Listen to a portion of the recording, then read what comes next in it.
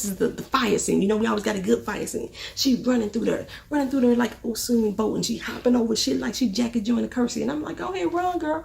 Run, Michael. I don't know where you running to, but shit is fun.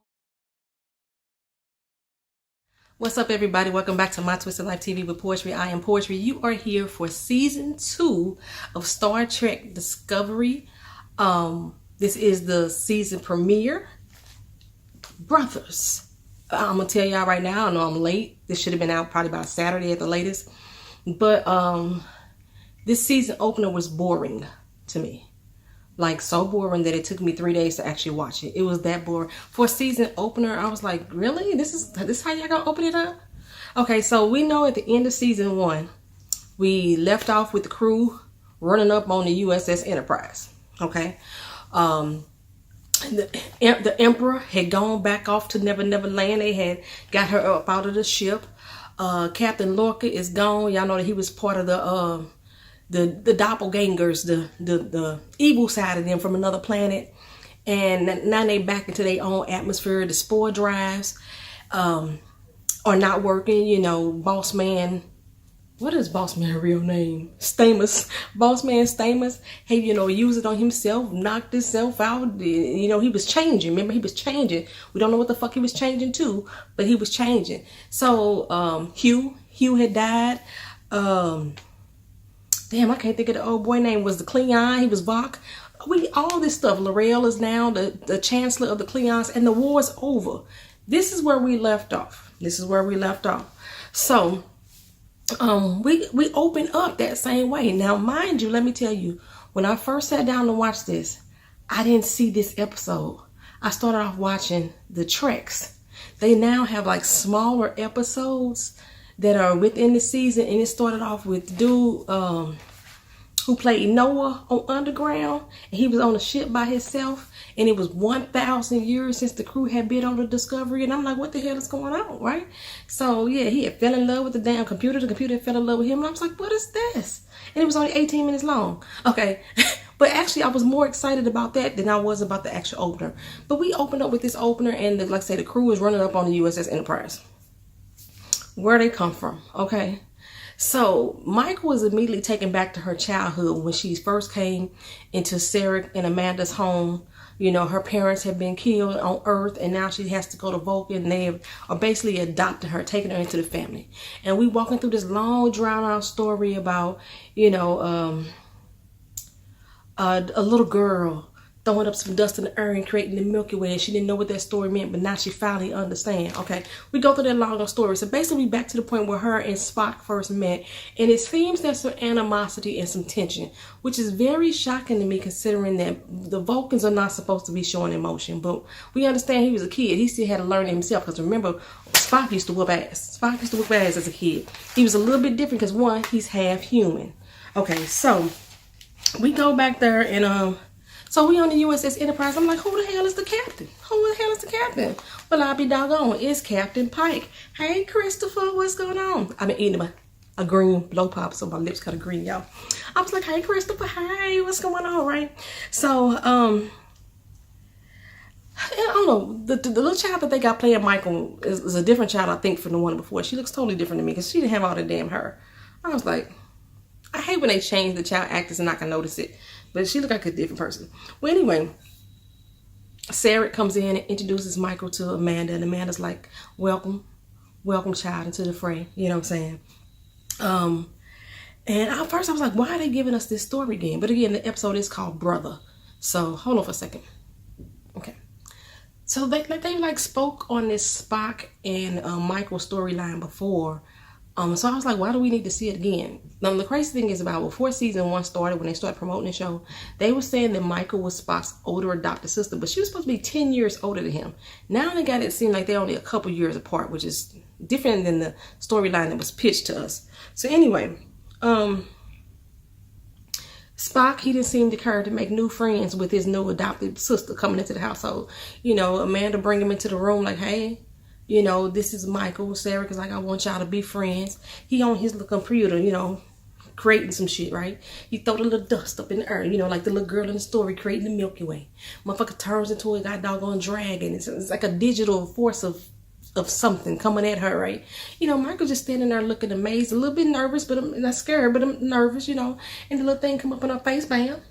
Then all of a sudden Spock come through. And she's like, hello. She reaches her hand out to him to shake it. He slammed that motherfucking door in her face. I was like, he don't care about you, boo. He don't care nothing about you. What are you doing here? Okay. Well, anyway, like I said, Captain Pike was coming on through, and apparently he needed help. The USS Enterprise had something wrong with the ship. When they first checked it, they didn't see no lights forms at first, but then the signal came on through. And Michael and Sarah, they looking concerned. They looking just as concerned as I am, like what's going on with the Enterprise, right? So she was more concerned though about seeing Spock. And Sarah was like, I didn't think we was gonna ever see him again. And she was like, me either. You know, because Pike was coming over with his, chief science engineer, which would have been Spock, and then somebody else. I forgot what security detail, most likely. So he shows up, and then the face that we see ain't Spock. It's some dude named Connolly with an attitude. Why you got an attitude, bro? Why you got an attitude? Okay, so Pike said he wasn't there on a friendly call. He was here to take over the USS Discovery. Like, excuse me? Saru was like, did nobody call us and tell us nothing? How you gonna come take over our stuff? He said, well, I wanted to come deliver the message myself, considering everything that y'all been through lately. I felt it was best for me to come and deliver the message. Okay, so Spring like, okay, fine. Like, there's only 3 reasons why you will be here. 1, 2, 3. Which one you here for, bro? He said, all 3 of them. I was like, really? Okay. Y'all in distress? Something is going on. Did he need to take over all 3? Well, apparently these 7 red blips or 7 signals have appeared on the system, and he need to figure out what the heck they are, where they coming from, right? So, I was concerned about who the heck this Captain Pike is. He don't seem on the up and up to me. He seemed to be overlooking protocol. Because Saru was like, we got to do a DNA test to find out who the hell you are before we can transfer you over. We got to do something for everybody. He was like, oh yeah. Now that's not Captain Pike. Captain Pike that we knew was very fucking logical. He thought things through. It was Captain Kirk who did things on the fly. Okay, but Captain Pike thought things through. He was a very logical man. He would listen to his crew, ask for suggestions. But this, I don't know, he was by the book. So this, I forgot about protocol type shit. It's bothering me. It's of concern to me. Anybody else concerned? Anybody else watching is concerned like me? Well, anyway, they give up the ship to him so easily. And I'm just like, after all y'all done been through with Lorca, you gonna easily give up the ship. That don't make sense to me. So I'm surprised Saru's little tentacles didn't go off. Like, it's Trindles. I'm surprised they didn't go off. Well, anyway,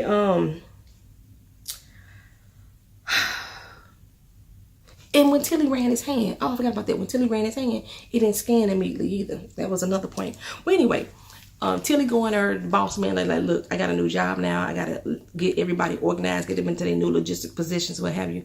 So I'm moving you upstairs on the 2nd floor, basically giving you some new real estate. And boss man let him know, like, no, the Vulcan Academy has offered me a teaching job. I'm about here, deuces, right? He was just thinking about Hugh, and he say, I can't keep looking at Hugh every time I turn around on this ship. Bro, you can't run. You can't run from the memories of the man that you were so in love with. You can't do it. But that's what he think he gonna be able to do. He gonna think he gonna get off that ship, go to the Vulcan Academy, and not think about Hugh at all. Start a new life. So basically, he want Tilly to, you run shit now. You be in charge of everything. So Pops, Sarek, tell Michael, he gonna leave too. He about to bounce and go rejoin Starfleet. Because Starfleet need to figure out and pinpoint down where all of these doggone red signals are coming from. Of course, Michael thinks it's the Klingons, but he makes sure she know it ain't the Klingons. We already talked to L'Oreal, Chancellor L'Oreal. Y'all realize I thought L'Oreal was a black woman last season. She is played by a white woman. She doing the damn thing, baby. She got that soul in her. It made me think that L'Oreal was a black Klingon. Anyway, but yeah, so L'Oreal said they see the signals too, but they don't know where the fuck they come from either. So now they really concerned. So Sarah got to bounce. In the meantime, Michael is still concerned about her relationship with Spock. Like, when you brought me to be with Spock, what did you want me to learn? or he was supposed to, Spock was supposed to teach her the Vulcan way, but she wanted to know what was it Spock was supposed to learn from her. It's like empathy. She's like, yeah, I think he got more empathy than y'all giving him credit for. He got empathy. Well, it comes to question like why Spock didn't come, why he didn't show up himself. So they assuming that he working on the Enterprise. That's why they thinking he not there. Michael doubted. I doubted too. Well, it got to be a little bit more something than that. It got to be a little bit something than that. And Sarah is like, it's something else you ain't telling me about your relationship. And I'm thinking the same thing. Like, y'all making it, they building this up to me to make it seem like that her and her brother, or her adopted brother, had a thing going on. That's what it sound real weird to me. Well, back on the bridge, they are approaching the signal. And Pike is like, okay, let's do a roll call. Everybody look confused, like why he want to do a roll call? Like, you don't know who the hell we are? He's like, he just want to be sure who he working with. This is another red flag for me for this Captain Pike. It's another red flag. Like I say, your last captain was a fraud. Then y'all had the Emperor coming in pretending to be George U. Come on now, something ain't right. Okay, so everybody's so chill with this random ass Pike just coming in here and taking over shit. Well, they drop out of warp drive right up on a motherfucking asteroid. They didn't see all these asteroids at first. And all the red blips gone. They disappeared. Okay, so I'm wondering why the heck, so Michael spotted the USS Hiawatha. That's what it was called. And they believe that this USS Hiawatha had been destroyed in the war 10 months ago by the Klingons. So they were surprised to see it there. They unable to scan for any life signs because, you know, all that fucking asteroid debris flying all around. So, like, what's their damn options? They're going to have to beam their ass over there. Well, of course. Let's go beam over there. Beam me up, Scotty. You know what I'm saying? But they can't do that because they're going to disintegrate. And then they're going to try to land on the asteroid. How, Sway? How the fuck are we going to do that? It's going 5,000 miles per hour. So Saru like, bro, come on now. It is unlikely that there's any survivors still there at this time, especially with that type of damn debris storm flying through there. And it's kind of risky for us to send a little crew over there. But old Pike didn't like that. He's like, no, bro, we finna do this here. So with Michael trying to give him a doggone answer, that's all she did is speak up. He shut her the fuck down. Damn near snapped her doggone head off. She like, bro, if you shut the hell up and let me talk, then you will understand what the heck I'm trying to give you. I'm trying to provide you with a doggone solution. Now, she didn't say it like that, but that's how I would have said it for her. She's just like, sir, you know, I'm trying to tell you, sir. Whatever. This is not the Pike that I know. They have remastered his character or what have you. Anyway, so Michael, she about to head off with them as usual. You know she gonna be the one that's gonna go. So it's gonna be Pike, Connolly, the creepy ass chick that's with them, the security detail. I think her name was Nod or something like that. And Michael. Until he roll up to tell her, look here. I need a sample of that asteroid. You know what I'm saying? Because the spores, they got crazy as soon as we got closer to that. And the spores ain't never acted like this before. So she was like, well, you know, get boss man on it. And that's when she let her know. Boss man said he leaving. This is all on me, cuz. It's all on me. Well, anyway, what was with them shiny ass suits they put on? Like, what happened to the black sexy shit that they had when the Emperor was walking through that mug? I was like, these old shiny colorful ass suits that they got on. Oh, anyway, they burst out the ship. Burst right into an asteroid shitstorm. Like, boom, boom, boom, boom, boom. They navigating through. And they got it now because they can't control it, or the auto thing can't control it. They gotta manually do it. And then old creepy ass girl, she like, manually do it? Yes, manually. Like, you gotta take the thing in your hand and drive, bitch, drive. Like, she's like, so you mean manually? Yeah, manually. It's like a badass damn a bad damn, what the people call them fast food workers who can't count change unless it pop up on the screen. That's how she was. I mean, you gotta manually drive. I'm telling you, whenever these automatic cars take over, that's how people gonna be. If something break down and they gonna have to go into manual drive mode, they ain't gonna know how the fuck to act, letting all these damn cars drive y'all around. Ooh, it's so cool. We get to float around and say, yeah, gonna fuck y'all up in the future. Anyway, Connolly, old dumbass, who wants some old male toxic, I can't even say the word. His toxic masculinity ass self. That's what's going on with him. He gonna do some defying of the orders. Michael's like, dude, your field too wide. You need to bring it on in. Whatever, girl. I ain't listening to you. Captain like, no, she right. You gotta do it. She ain't right, Captain. I'm like, what is going on? So they going through again. More debris flying. They dipping. They diving. Woo, missing shit.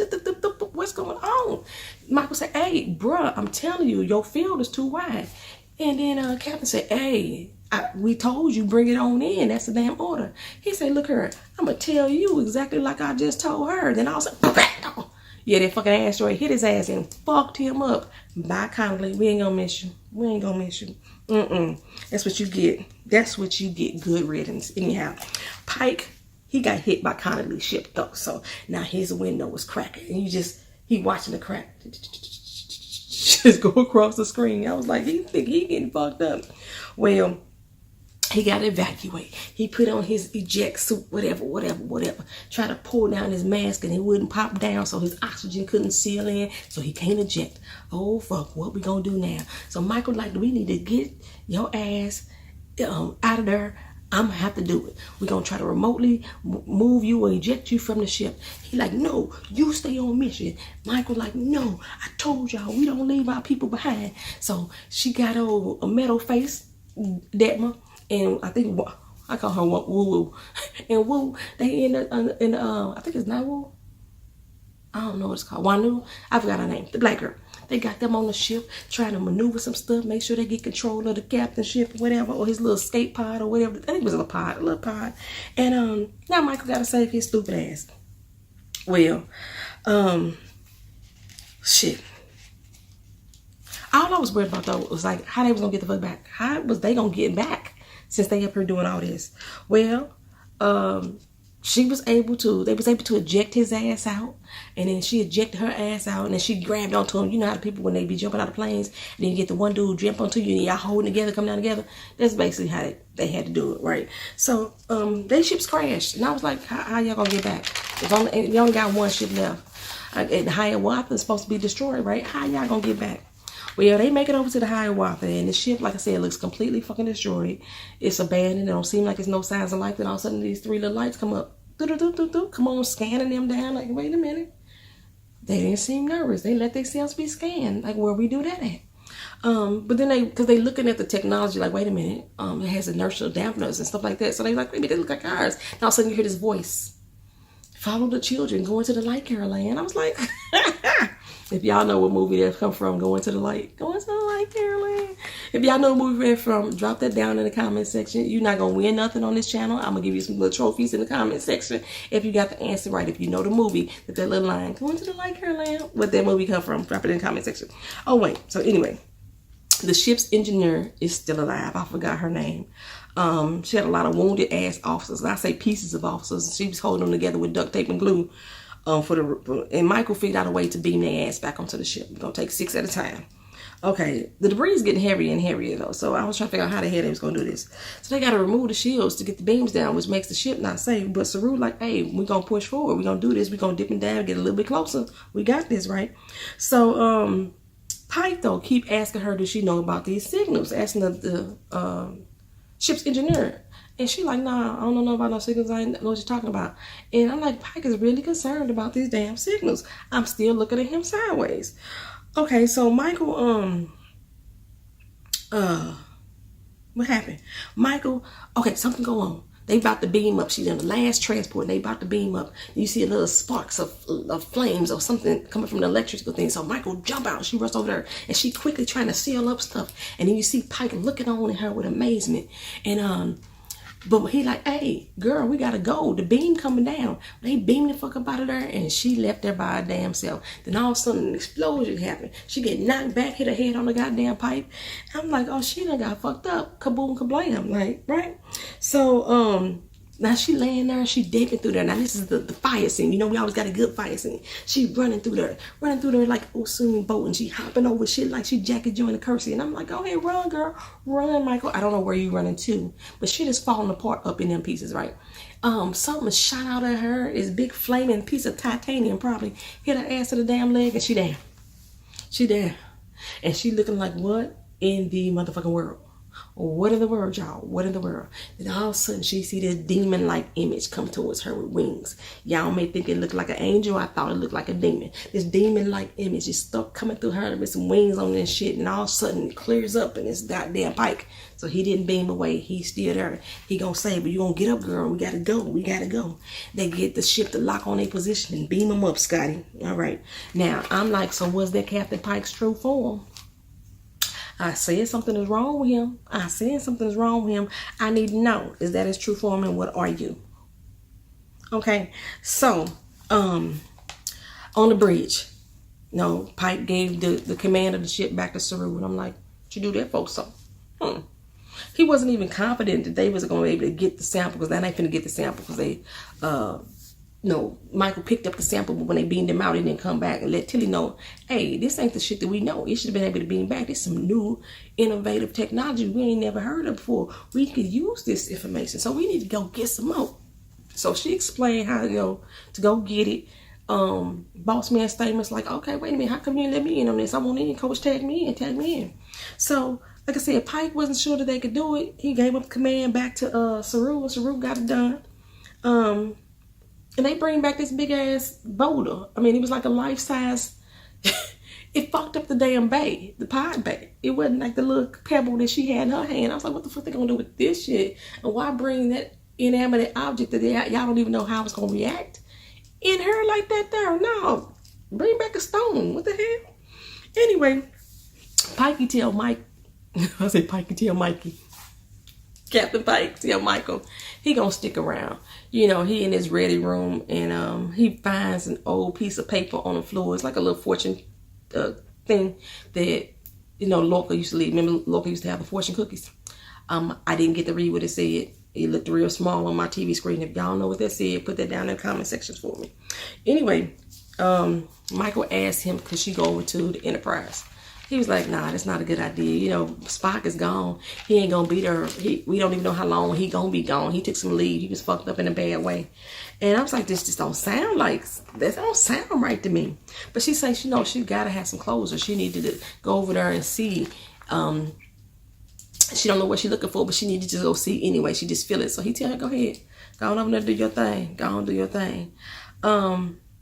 So, what she do? She head over to the Enterprise. And she going through the empty ship, and she in Spock's old room just going through his things, and she come across his tablet that he had as a child. Remember the one he was making a little digital dragon up with, right? And I don't know what made her.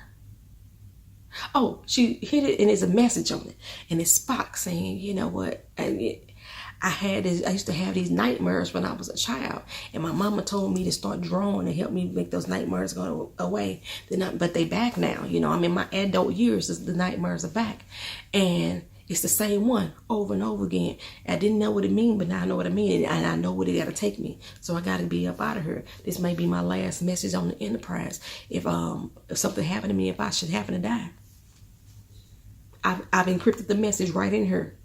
Now, he didn't say who he encrypted it for, but he must have knew it was going to be for his sister, because she took them damn on little screens and popped them up.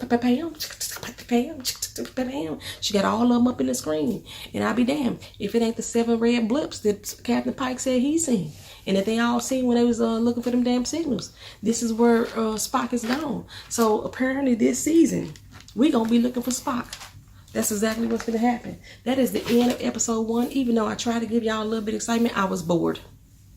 I was completely bored out of my mind watching this episode. Y'all let me know what y'all think down in the comment section. I was really looking forward to season 2. This is not a good start for me, but okay. Yeah, and I happened to accidentally see the trailer for episode 2, and I was like, this is supposed to come on every Thursday night, and I should have these recaps up by Friday. No, I said within 48 hours. So about Saturday. I'm late today, I know. But, thank y'all for being here anyway. Like, comment, share, and subscribe to the channel if you've not already subscribed before. And I will see y'all again this weekend with episode 2. Peace.